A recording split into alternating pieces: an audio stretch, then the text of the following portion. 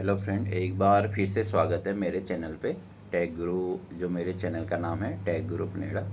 तो आज की इस वीडियो में मैं आप लोगों के लिए लाया हूँ सिंगल लाइन डायग्राम किसी भी सब स्टेशन का कि कैसे बनाते हैं, उसमें क्या क्या चीज़ें होती हैं, क्या क्या इक्विपमेंट है, कैसे वो वर्क करता है। अक्सर बहुत से लोग कंफ्यूज रहते हैं कि सब स्टेशन में काम करने में, ब्रेकर लगाने में या कोई भी सप्लाई ऑन करने में, सप्लाई ऑफ करने में, क्योंकि वहाँ एचटी होती है।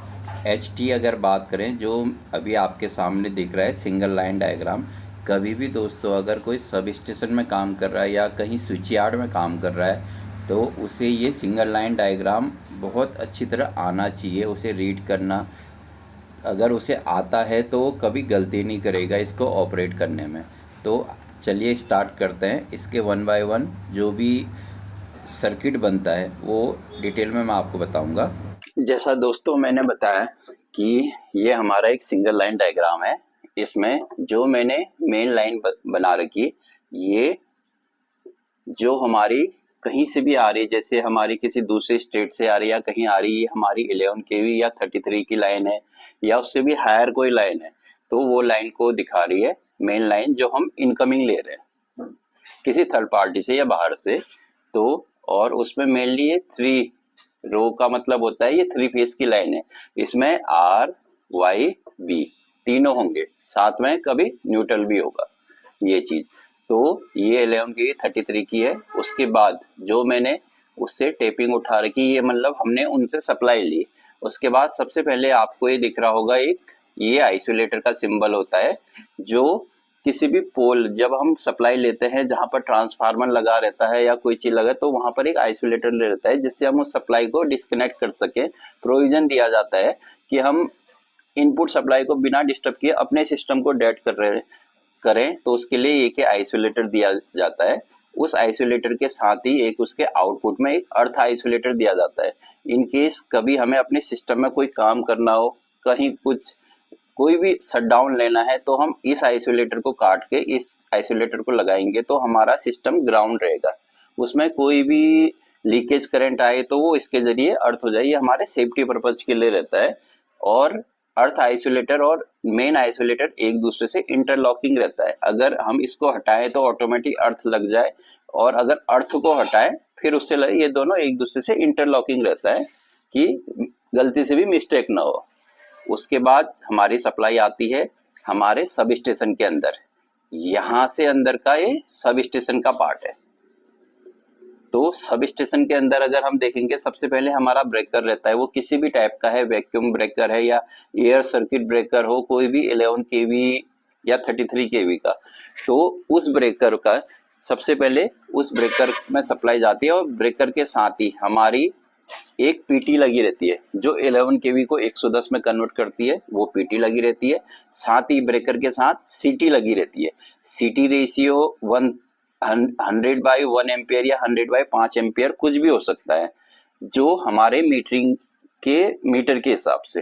तो हमारी सीटीपीटी लगी रहती है। सिंगल लाइन डायग्राम आपको दिख रहा है, बीच में ब्रेकर लगा हुआ है। इस ब्रेकर को ऑन करते ही हमारी सप्लाई आगे को जाएगी, ऑफ करेंगे तो आगे सिस्टम डेड रहेगा। तो हमारी जो पीटी लगी है और सीटी लगी है, उनका मेनली 2 काम है, एक मीटरिंग, एक प्रोटेक्शन। तो हमारी जो सीटी के और पीटी का जो आउटपुट जा रहा है, एक मीटरिंग पैनल पे जाता है जहां कितनी पावर हमने कंजप्शन है वो रिकॉर्ड रहता है, और दूसरा प्रोटेक्शन, कि इन केस लाइन पे कोई भी अबनॉर्मेलिटी होती है, अर्थ फॉल्ट आता है या ओवर करंट आता है, तो हमारा ये ब्रेकर ट्रिप हो जाए। तो उस चीज के लिए हमारी ये पीटी और सीटी लगी रहती है। उसके बाद अगर हम देखें तो अक्सर आप सब स्टेशन में देखोगे, तो अगर इनकमर एक ब्रेकर रहता है जो इनकमिंग पे लगा रहता है, उसके बाद वो डायरेक्ट सप्लाई हमारा ट्रांसफार्मर को नहीं देते, एक एक्स्ट्रा प्रोविजन देते हैं कि उसमें एक आउटगोइंग ब्रेकर भी दिया जाता है, कि पहले इनकमिंग में आए, उसके बाद आउटगोइंग में आए, फिर ट्रांसफार्मर इन्वॉल्व होता है। तो सेम जैसा एयर सर्किट ब्रेकर ये है, वैसे आउटगोइंग में रहता है सप्लाई इसके जरिए। और इसके बाद जो हमारी 3 फेज सप्लाई है, 3 फेज सप्लाई हमारे ट्रांसफार्मर में जाती है, जो भी सब स्टेशन के अंदर लगा रहता है। जो ट्रांसफार्मर 11 केवी को 11 kV को 415 में कन्वर्ट करता है, मतलब स्टेप डाउन करता है। तो दोस्तों इस ट्रांसफार्मर का मेनली काम है जो हमारी हाई वोल्टेज है, HT वोल्टेज है, उसको LT वोल्टेज में कन्वर्ट करना। सेम ये उसको डाउन कर देता है, स्टेप डाउन ट्रांसफार्मर है। और उसके बाद जो हमारा स्टेप डाउन जब हो गई, जो हमारी 415 थ्री फेज की सप्लाई आई, उसको फिर हम LT ब्रेकर के जरिए उसे ऑन ऑफ का प्रोविजन यहाँ भी दिया जाता है, फिर LT पैनल पे दिया जाता है। और LT पैनल में अलग अलग जो हमारे ब्रेकर रहते हैं, अलग अलग सर्किट रहते हैं, इनको फीडर भी बोलते हैं। अलग अलग जो फीडर है उसको हम अलग अलग जगह पर डिस्ट्रीब्यूट कर देते हैं। तो ये हमारा सिंगल लाइन डायग्राम है।